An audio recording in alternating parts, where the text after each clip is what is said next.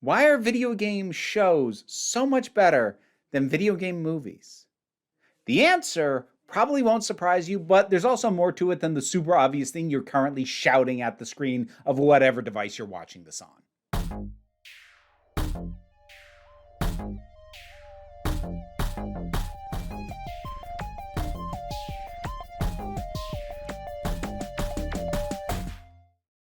Hey, folks. So, to get it out of the way up front, yes, part of it is that video games, most of them minimum 6 hours to go through a lot of them. On the short side, they're 2 hours, but that is a very short game. And some of them go up to 60 or even 100 hours. Of course, a show is going to work better than trying to cram it into 2 hours. Yes, but that's not all there is to it. And it's the more that I want to talk about. Because even some games that have successfully been adapted, like that could have been a movie, but this was still better. I'll get into more detail in a little bit. It was, in fact, Fallout that got me thinking about this. I have, at time of recording, only seen the first 3 episodes. The binging model, dropping the entire season at once, is a massive pain in my ass. At this point, I will try and get through the rest of it. No promise on when I'm going to get done, but I did see enough of it that I feel very confident in saying it is good. And that means we've got a pattern now.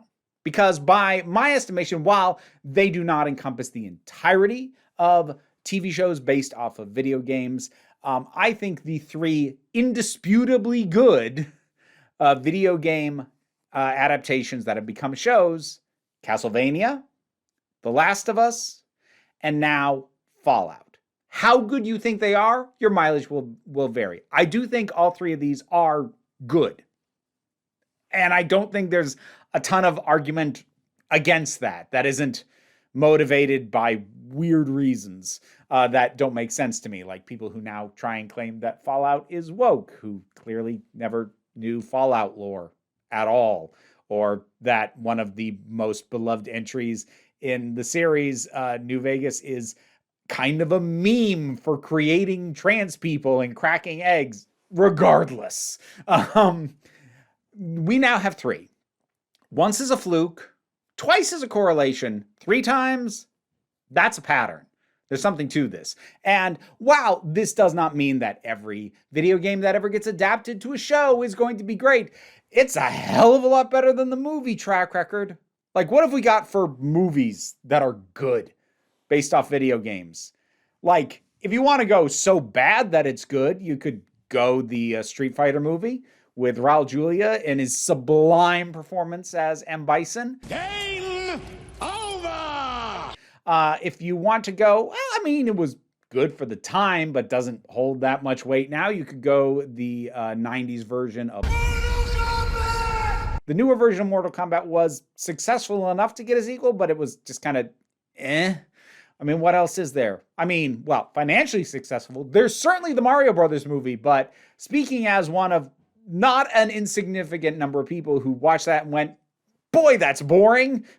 Like, if you liked it, fine. But there is nowhere near the overwhelming pouring of support critically or from fans that you have seen behind things like Castlevania, The Last of Us, and now Fallout. So they've been trying to do video game movies for decades, for over 30 years now. And I would argue the best one we've had so far was Detective Pikachu, which is, I don't normally give number grades or, ratings or rankings or things like that. But like, just for the sake of clarity, I'll say that Detective Pikachu is the epitome of a 7 out of 10 movie. It's fun. I enjoyed it. Don't want my time back? Might even watch it again. Do I think it's something that's going to stick with me and I'm going to go out of my way to seek it again? No. No, I'm not.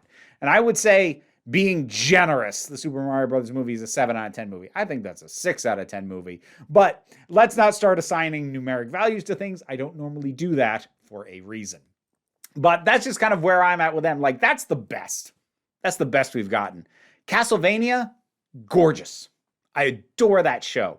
Don't like the pseudo spinoff Nocturne as much, but first, the 4 seasons of the main show, amazing. Last of Us, a game I have not even played. Well, not more than a few hours at any rate. phenomenal show.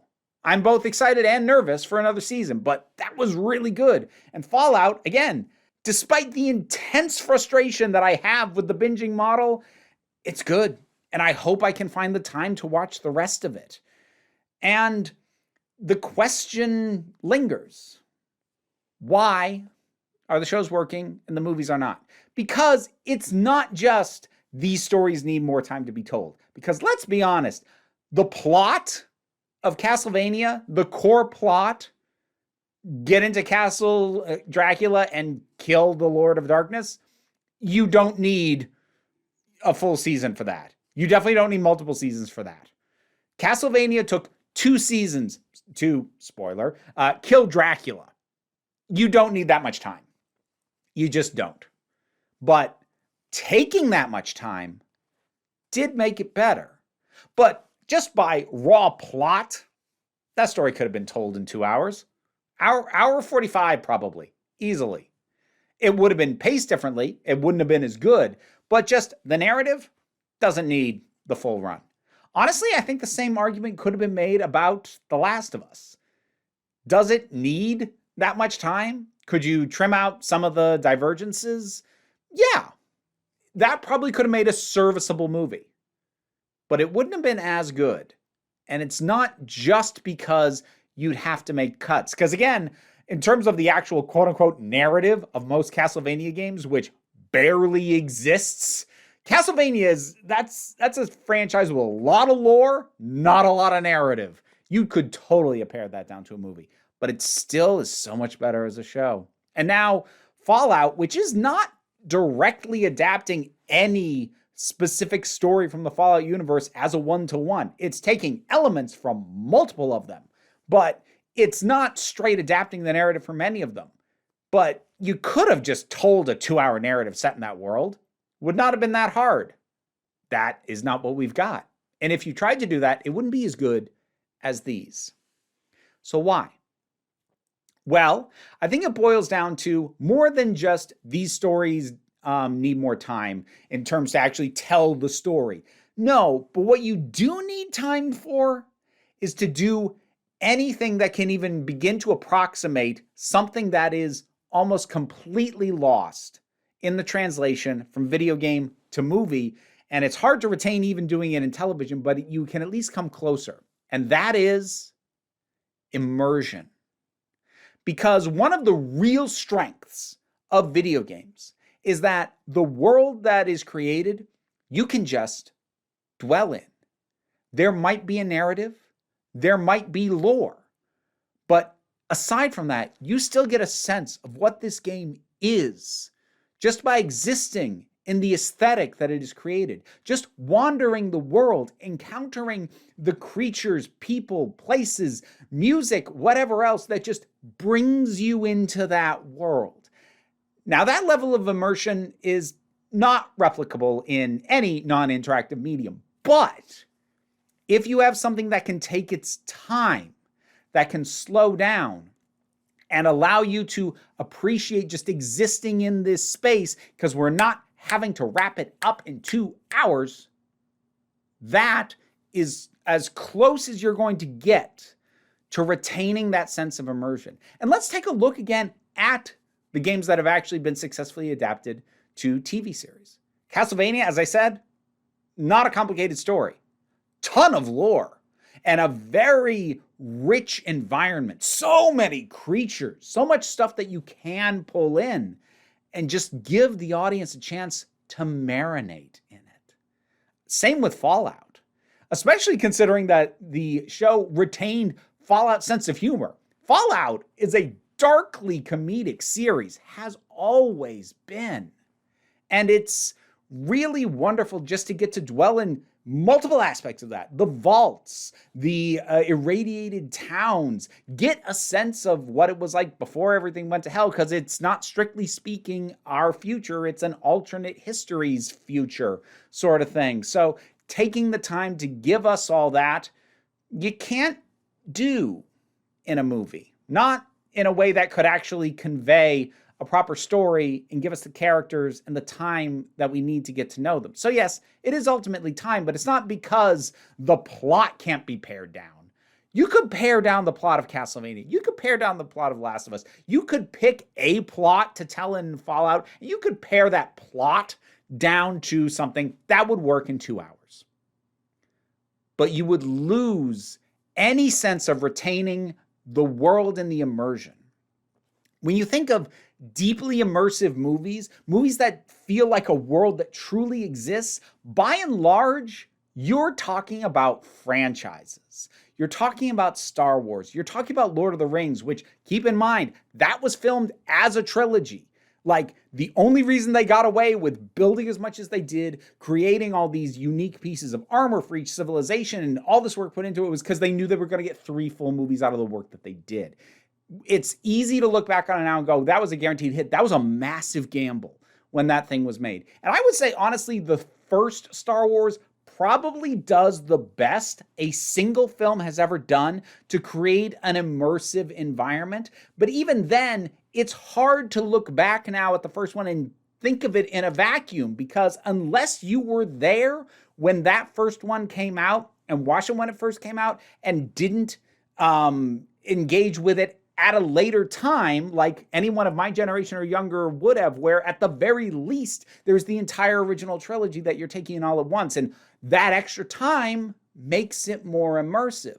I would still argue that that first one is probably the best instance of creating a fully formed immersive world that you feel like you can just sink into within a single movie. But as I said, unless you were there at the time, I think it's hard for most of us to actually imagine what that would have been like without having the knowledge of everything else that came after. Whether you engage with all of it or not, because a lot of it, I don't. But I still grew up on that original trilogy. So watching the first one, I still have in my mind how big and expansive this universe is because of other stuff that was out later. So it's really hard, borderline, not quite, but borderline impossible to pull that off with a movie. Especially the further divorced it is from the reality that we know. Which is probably why Last of Us would have had the best shot. But again, they took incredibly good advantage of the TV format to do some things like expand out the story of some characters, like was done in episode 3, the absolute best episode of that show and one of the best episodes of television that came out that year. But there's another thing beyond that, because while immersion is something that can be more closely approximated by just spending more time in the world, don't get me wrong, there are still some things about video games that will never translate. There are some things that even if we go, cool, TV shows, we adapt everything to a TV show, it's all going to be good now. Well, no, even aside from just the basic nature of you still have to execute it well, even setting that aside, there's some things that still will not adapt, even with this taken into account. There are some things that are so intrinsic to the medium of video games and intrinsic to aspects of the mechanical details of video games that it will not translate, not in any way that is at all worth doing. The 2 main examples that come to my mind off of this are Hades and Undertale. Hades, because dying over and over again is core to the experience of that game. It's core to the story, and it's not something that you can cover with a montage like it's The Edge of Tomorrow or a Live, Die, Repeat, whatever they're calling it this week. You can't fully approximate the feel of the grind of starting over again and the mechanical nature of having to start over and the tiny details of how everything is different every single time. You try and gloss over the fact that Zagreus dies probably hundreds of times for most players trying to get out of the underworld. The fact that that happens and you then have to start over and there's new interactions and there's new things and there's new things that are said and new ways that you deal with other characters based off every single time you go through that, you can't capture that with a montage in either a movie, or if you tried to do it in a TV show, what are you going to do? Have them start from zero every single episode? The reason you put up with it in a game is because you are in control of it. one more go. I want one more go. Do you want to sit back and watch somebody try and do the same thing for another episode, every episode for a season? I'd be impressed if somebody tried, but even if they pulled that off, that's still not quite the same thing. Undertale is the even bigger one because no matter what you tried to do to adapt Undertale, and even if you took into account the fact that the two primary ways that you can engage with that game, those being the pacifist or genocide runs, are effectively entirely different games with entirely different stories. Even if you could think of a way to account for that, and like maybe you did it as a show where it's alternating each episode, which version is showing us, or it's running them parallel like it's alternate realities, it still wouldn't have the same impact because the point of Undertale is not just that you could kill everybody or that you could spare everybody. The fact that the player makes a choice is core, is vital, is the point of that story. As a viewer, you don't make a choice. You just watch whatever choice has been made by the creators. The point of Undertale is you make a choice about what you are going to do. And if you take that away, you don't even have Undertale anymore. So let's not make the mistake of thinking that, oh, well, we've cracked the code, everything gets adapted to a TV show now. No. Some stuff still absolutely should not be adapted. And I suppose in the defense of some of the things that have already been adapted that didn't really work that well, I think they tried some of the stuff that if it was ever going to adapt well, it should have been this. Tomb Raider should have worked better than it does. Like, I get some trashy fun out of the Jolie movies, I'm not going to lie, but they're not particularly good. Uncharted is another one. Like, that is a game series that goes out of its way to mimic cinematic storytelling. It takes so many cues from Indiana Jones, it's preposterous. That should be an easy adaptation to movies, but that's the problem. What made it special was the fact that you got to play it, not the actual story being told. So yeah, despite all the changes that they made, even if they did something more true to the story of Uncharted, it still would have been a mediocre movie because it was taking so many inspirations from movies. To readapt it back into a movie, you just get an Indiana Jones knockoff. Whereas in the games, the excitement is this is a bit like Indiana Jones, and I'm playing it. You take the playing it out, it's just like, oh, this is a bit like Indiana Jones. Okay. And you know, there's one other thing that I want to make a point of really acknowledging because I've had to shift some of my own thinking a little bit. I have said in various places over the years that I don't understand the value of exceptionally loyal adaptations where you change almost nothing. Like anyone who thinks that loyalty to the source material is the primary or exclusive metric by which to measure the success of an adaptation, I just think that's wrong. I think that if you adapt something to another medium and you don't properly adjust for the differences, you are going to end up with something that is just the same thing but inferior because it's not in the medium it was intended to be told. If you want an idea of what I'm talking about, there's a video I did a couple years ago on Watchmen, Zack Snyder's Watchmen, that kind of sums up my general feelings about that. But again, broadly speaking, if you're just going to do the same thing again in another medium, my general feeling is, okay, what's the point?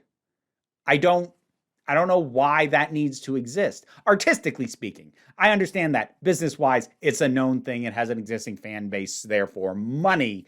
I get that. I'm talking about artistic merit, not financial or capitalist merit. And so I've had to adjust that thinking a little bit. Because one of the arguments I sometimes hear is, well, the reason to adapt it is to bring it to a new audience that might not have engaged with the original. And by and large, I kind of brush that off because I understand that for some people, for various reasons, a book is a difficult thing to engage with, be it dyslexia, ADHD, hello, that, you know, maybe if it's in a book form, it's less likely that you're going to indulge in that particular story.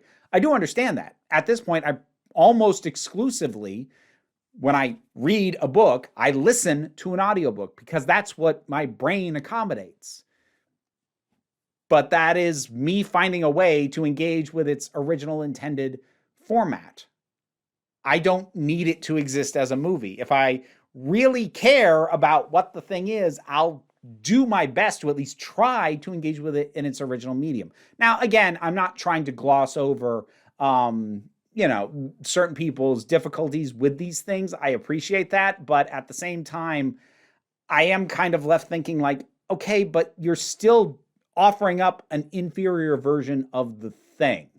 You're still taking the thing out of the version that it was intended to just put it somewhere else. And if your main argument is, well, people who can't engage with this can engage with that, like, okay, but your answer is for them to engage with an inferior version?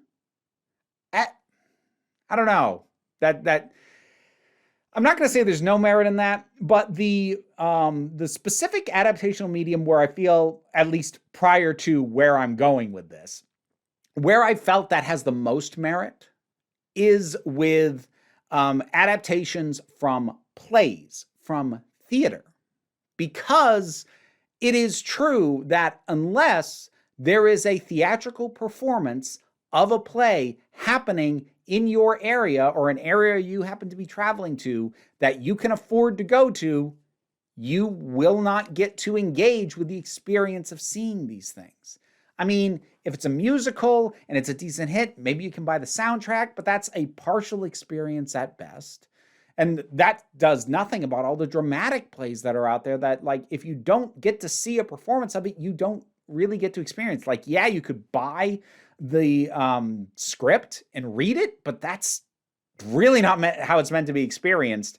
And it's so annoying to me that so many teachers who are like trying to teach Shakespeare, they just hand over the plays and like, here, read this. I'm like, that's not how anyone's supposed to take that in. But anyways, slight side tangent.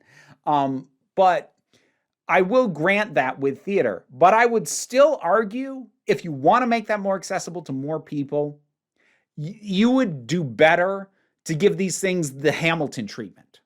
Find a way to film in a way that is somewhat dynamic, so it's not just a static camera staring at a stage like it's a high school production, but film the stage show. If you want to open that up to more people, give it that treatment. And I feel like that used to happen more. It doesn't happen nearly as much, but I would say that's a much more valid way rather than trying to completely readapt it to a new medium like they're doing with frickin' Wicked. I will never understand doing that with Wicked. It's a spectacle show. And the reason a stage show works as a spectacle is because you can't believe they built this and put it on stage and like, these effects are live in front of you. You turn that into a spectacle movie, it's just a bunch of CGI, like every other freaking movie. What makes it special about seeing it on stage doesn't translate. So I would have been completely behind giving Wicked the Hamilton treatment, but giving it what they're doing at why? What is the point?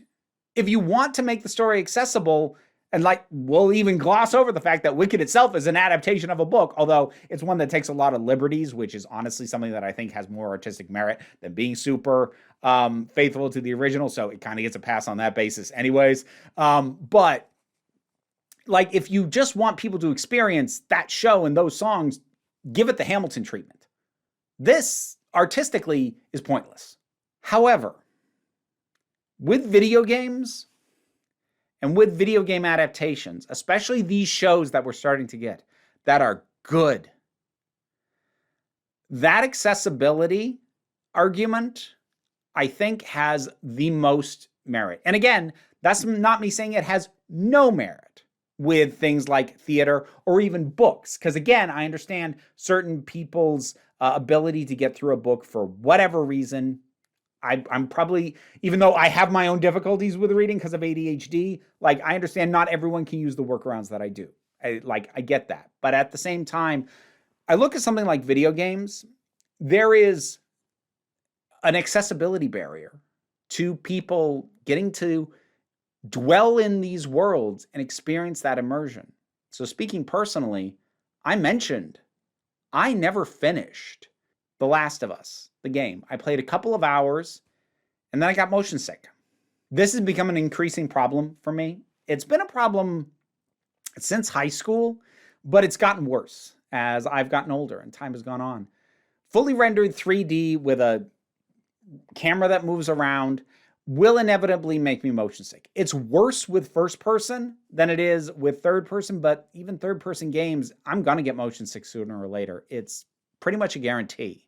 So, other than watching a long play of these things, I was not going to be able to experience these. And watching a long play doesn't give you that sense of immersion because you're not roaming it yourself.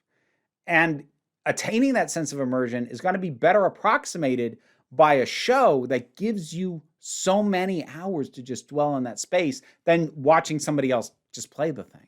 There's a level of detachment there that the nature of TV and a well-told story with compelling characters draws you in a way that watching somebody else play a game, or at least for me, just doesn't. And it's not just an accessibility thing in regards to like people who get motion sick. It's an accessibility to the skill ceiling. Because some of these games, even if you don't get ill trying to play them, they require you to meet a certain threshold of challenge. If you want to know what happens in Castlevania, you need to be good enough at platform Metroidvanias to beat it. You want to know what happens in The Last of Us, you have to be good enough at third-person cover-based shooting.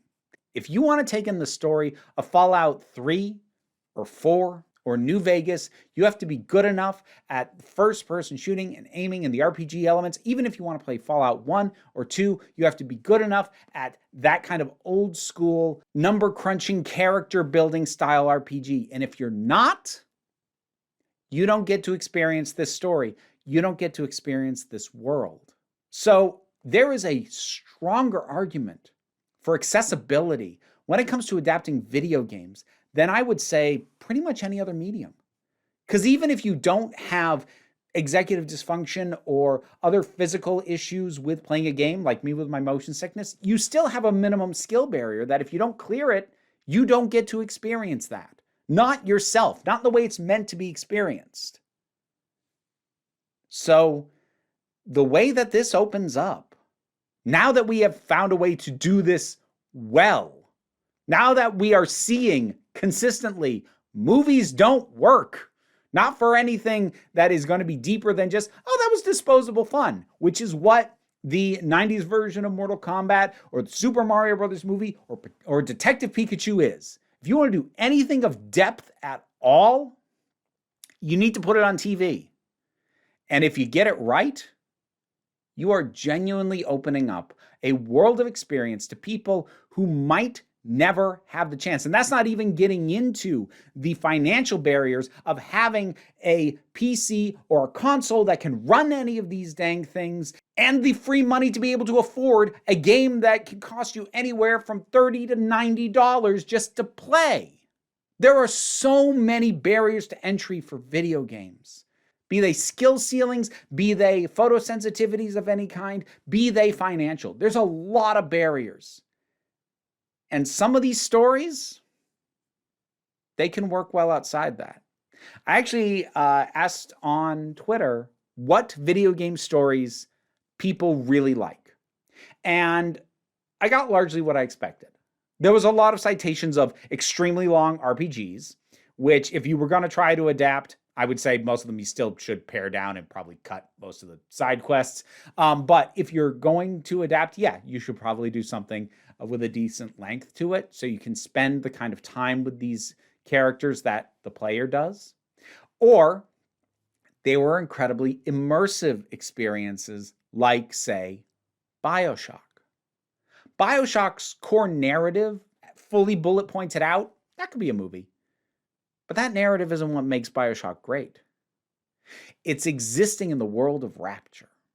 It's seeing all the details and just getting to dwell and spend time in there to really feel wrapped up in the place and the setting and the people.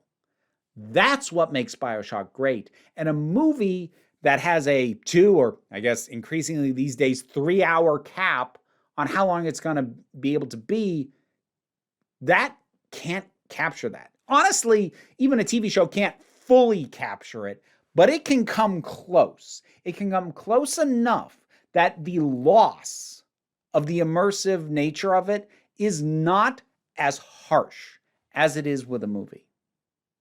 So yes, ultimately, it's because TV shows have more time. But I felt the need to go into the fact that it's not because these stories need more time to be told. It's because these worlds need more time to be lived in. So there we go. You know, in future, I'm actually going to give myself permission to get potentially excited about video game TV adaptations. All of them? No.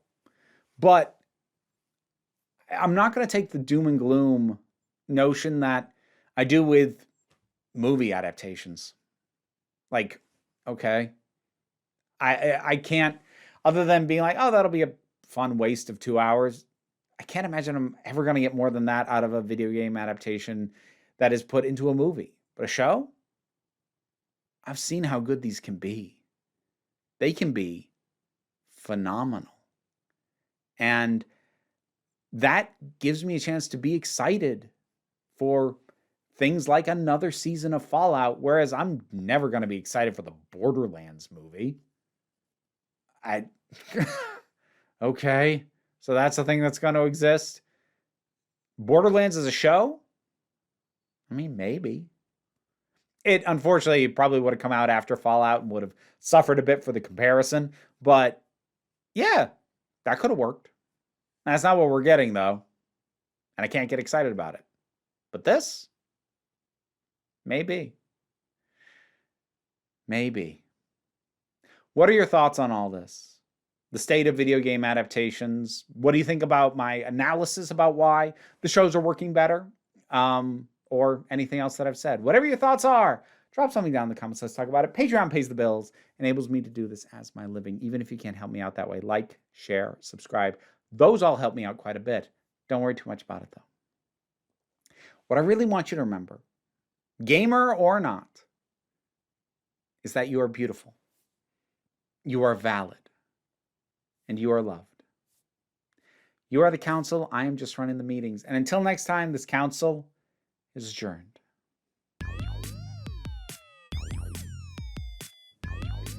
Now to thank my highest supporting patrons, Robin Moore, Zubin Lutfola, Goddess Elida, Oliver B., Tarak, the thing that goes doink in the anime, Fare Forit, Ulrich Bogdan, Loki Eris, Melinda Walters, Jen on Decade 808, Becky Sparks, Fernabilax the Poodle, Tracy Scrabbit, Angry Kasparil, Dave Hall, White Bearish, Rosalind Bennett, Toku Bluhuvian, Pau Barabajago, and Mariji. Thank you for your support and for keeping me and these guys fed. What are you doing?